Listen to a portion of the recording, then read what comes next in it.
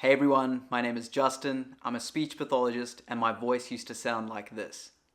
Play the tape. Hey, my name is Justin. I'm 17 years old. I'm turning 18 in like 6 days.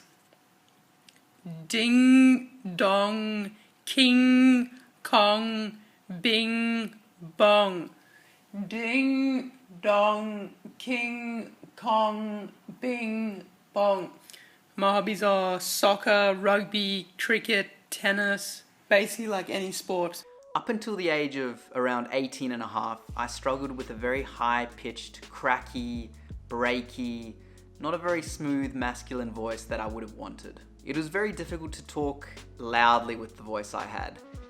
If I was in an environment such as school where there was lots of people around, I couldn't talk. I couldn't talk loud because if I tried to talk a lot louder, my voice would just go to bits. It would feel like someone was grabbing my throat and I didn't have enough air to kind of get the words out properly. It would break a lot when there was loud environments, and at school I really struggled. My voice would constantly break and crack, and it would have that high pitch that you might have heard in the video. It always felt very dry in my throat and felt like I was being constricted. It was hard to get any kind of words out, and when I did get them out, they either broke or were very high pitched. Nightmare situation if you're a man in high school or a man just trying to be masculine, go about your business.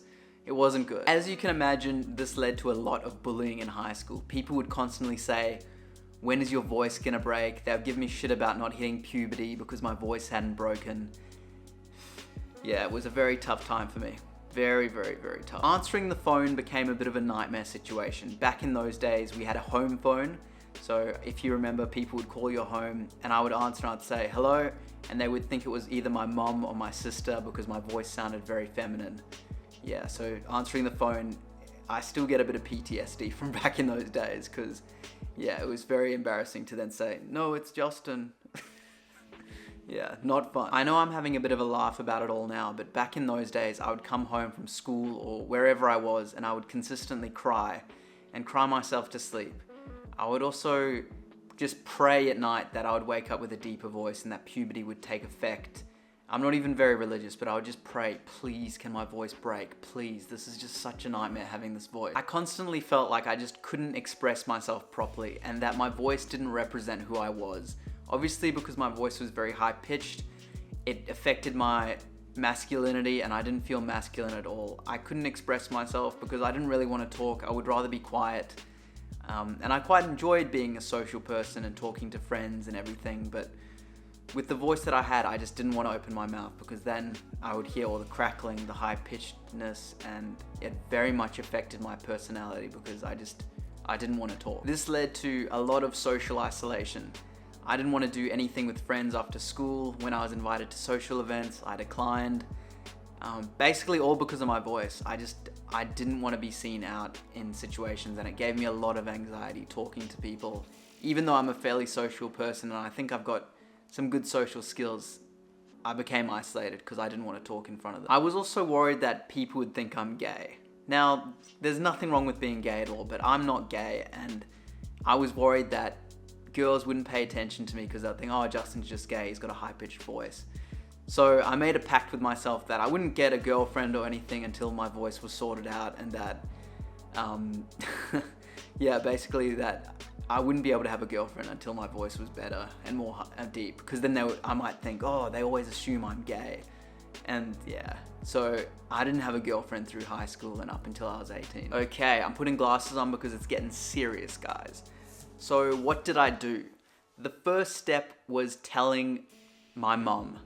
And this actually was a really hard step because I hadn't spoken to anyone about this before. It was kind of just something in my head.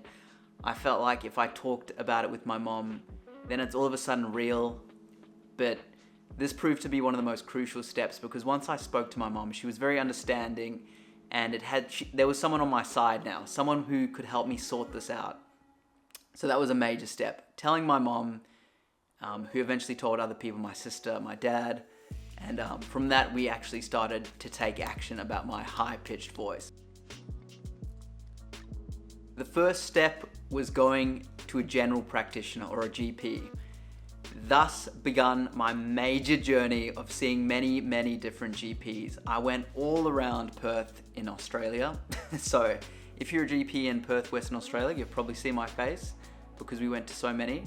But basically many GPs, they either told me that, look, your voice is gonna break yet, it's late puberty. I'm like 18 or 17, so that's really weird that they would tell me that.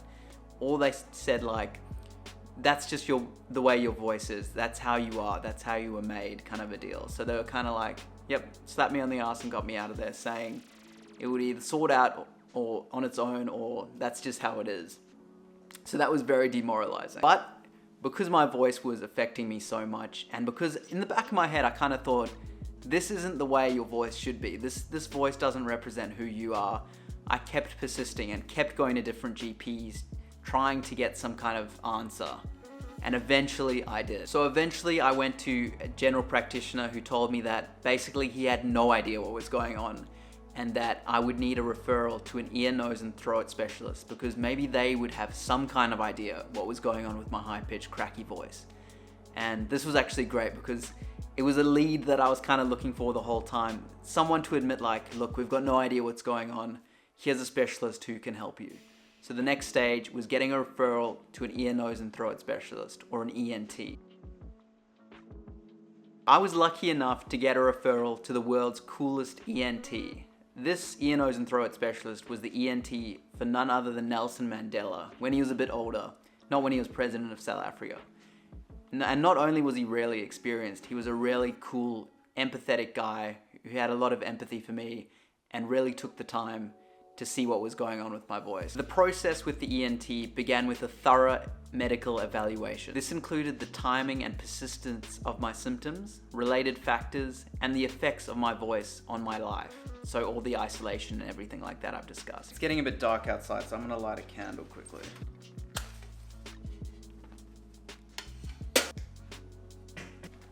Next, the ENT gave me a physical examination, which included a laryngoscopy. So this is basically when they put a little wire down your nose with a camera attached to the end to look at your larynx or voice box. And this is where your vocal folds are kept.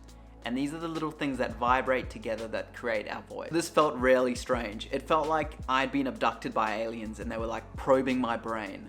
But at this point in my journey with my voice, I would have literally done anything. So this was not a concern at all for me. And the reason the ENT did this was to see if there were any anatomical abnormalities that were affecting the quality of my voice. So basically, they did this to see if there were any structural things that were wrong or abnormal that were causing my voice to be high-pitched and crackly. Following the physical examination, the ENT sat me down again and said he believed that my voice disorder was caused by a mix of psychological and biological factors. During the assessment, I had told the ENT that I had long been a sufferer of severe anxiety and that growing up in South Africa had caused me a lot of anxiety as a child.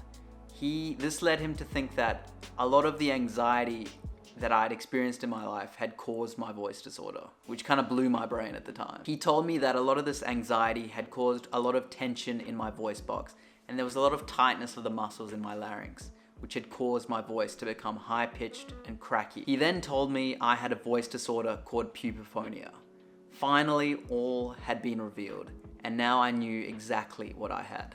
So guys, I'm gonna end the video here because I wanna make a series out of the journey I've been on with my high-pitched voice and puberphonia, and I don't wanna leave any important details out of this. In the next video, I'm gonna go into detail about what puberphonia is and what I did to get my deep, smooth voice. Hopefully you think it's smooth, better than what it was.